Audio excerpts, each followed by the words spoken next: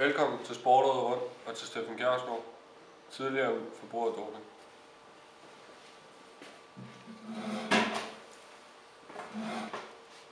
Steffen Kjærsgaard, er det rigtigt, at du har taget doping? I snart 15 år har jeg holdt på en løgn.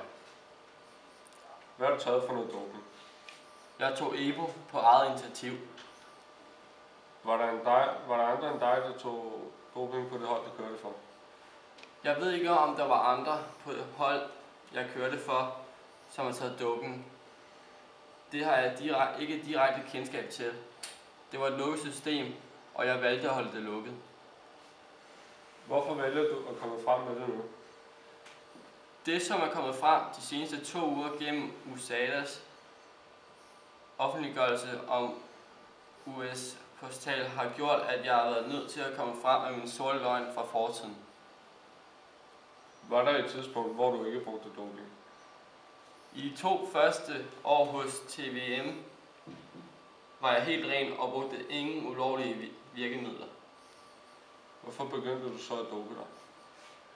Jeg tog valget en tid inde i 1998-sæsonen. For hvis jeg skulle være med på det højeste niveau, så var jeg nødt til at være med på de præmisser. Og jeg følte, at jeg var den dominerende i feltet. Ville du gøre det om, hvis du fik chancen? Ja, det er 100%. Er der noget, du vil sige her til sidst? Jeg vil gerne sige undskyld til alle dem, der har følt turen. Jeg har en rigtig dårlig samvittighed. Tak fordi du var med, Steffen Kjærsgaard.